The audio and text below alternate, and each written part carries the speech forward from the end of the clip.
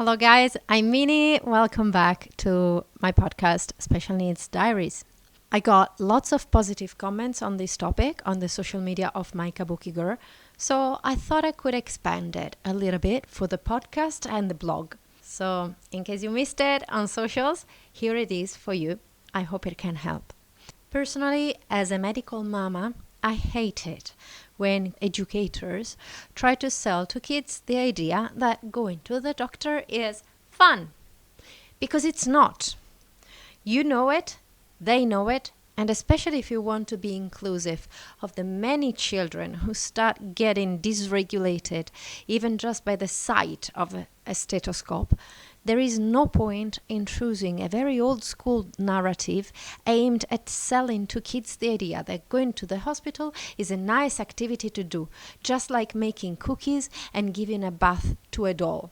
I strongly believe that children are not dumb. They're just young. So, yes, you might tailor your language to their age, but you have to be honest. They know and they remember. And children like mine start sobbing as soon as they recognize the street that leads to the hospital. So I will share with you how I approach the hospital talk with my child every time we go to a hospital appointment, hoping this can help you the next time you need to have the same conversation. 1. Prepare. It's not a nice thing to do to your child to show up at the hospital without telling them first. Some people even tell them, "Oh, we are going to the playground," and then they bring them to the hospital. This is horrible. How would you feel if someone promised you that they were bringing you to your favorite place and instead they brought you to a place you hate? Would you still trust that person? What I do instead is notify my daughter the day before, because she deserves the opportunity to mentally prepare for the hospital visit. 2. Acknowledge. Yes, it sucks. And you know what? Adults don't like to go to the doctor either. That's the truth. I still have to meet a grown-up who's happy to go to the hospital. Not even doctors like to go to the doctor, so why should we expect our children to? So, yes, tomorrow is not going to be the best of days. I know. I understand your frustration. Your child might start crying or complaining, and that's okay. It's not a tantrum. They are showing you how they are feeling, and that's how you would feel too. 3. Share. But I will be there with you the whole time. I will share the bad experience with you, possibly to lighten your burden. There's nothing worse than going to a scary place, feeling that we have to be brave at all costs because no one else will be brave for us. So be that support person for your child. Be the person who will hold their hand the whole time, who will make sure that the visit runs as smoothly and quickly as possible. You are not just a chaperone. You are their advocate and support person. 4. Emotional regulation. I will be there with you, but also for you. Do you feel angry? Do you feel scared here? Do you feel anxious? Tell me about it. And I'm here for you to listen, to take it all in. In those moments, parents, you need to compartmentalize your own emotions, sensory regulation, and possible traumas to be there for your child. As a neurodivergent mom who has experienced many traumas due to her daughter's medical journey, I know how hard this is. You are scared too. You are triggered by those scrubs and syringes too. But you need to put your child's regulation and emotions first, as much as you can. The calmer you are, the calmer your child will be. Quick break, I'll be back in a few seconds. Hi friends, Minie here with a very quick self-promo message. I created Mama Minie on YouTube to entertain and educate children worldwide. I share my original songs for kids, play routines, a lot of keyword sign language, and lots of fun activities with an eye for inclusivity, of course. Duh! All backgrounds, all abilities, all personalities are welcome on Mama Minie. So please check it out! 5. Set expectations. When you are preparing your child for a hospital visit, try to be clear and explain to your child what to expect. You don't have to get into details, and you certainly have to tailor your explanation to your child's age. But it's very helpful to give them a rough idea of what they can expect. No, darling, they're not going to touch your ears, I told her the other day. And no, this time they don't want to check your heart. This time they need to take x-rays of your hips, which means they just need to take a picture of your hips. You lie on the bed and stay still for just 5 seconds, and the machine is just going to take a picture. That's it. I will touch you, nobody else will touch you. Disclosure, I could promise that to her because we've been doing x-rays of her hips for 3 years now. So I know exactly how we need to place her legs to get the angles and positions that the orthopedic doctor wants to see. Please never promise to your child something you cannot guarantee. 6. Praise. I praise my daughter all the time. You are doing great. You are being strong. This sucks. But you are stronger than this. You are being so brave. I'm proud of you. It's true. These children are amazing. They are strong, more than what they think. They are brave, resilient, patient. We should acknowledge it.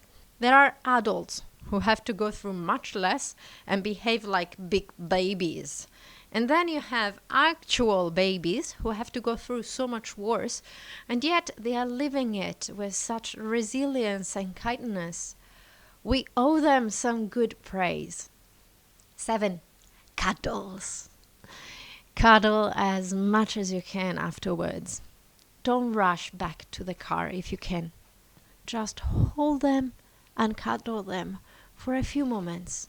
In silence, give both your hearts the chance to re-regulate, to sync again, to restore the trust and the sense of normality. Don't rush this part. Neither force it. 8. Negotiation. I find that this is a tricky aspect of hospital visits and in general of tasks that our children don't want to do. Personally, I believe that it's not always beneficial to negotiate things with children in the sense of, you are giving me this, I will give you that. I might be very old school, but I don't like the idea of being held hostage of negotiations with my child. If I say you have to do something, you have to do it. Whether you receive a lollipop or a pony in exchange for listening to your parent. Nuh-uh. Not happening.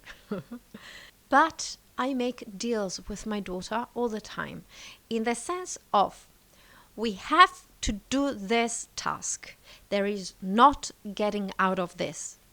But what I can offer is a deal where after something you need to do, you can have something you want to do. Need to do versus want to do is beneficial for 2 reasons. The first one is that we are negotiating an activity and not an object. We are going to get a gelato, or we go on the swing, or we go to the playground. Activities that don't cost much and that give her new memories of normality and joy, that regulate her and that won't fill my house with tokens that will always remind me the many hospital visits we had.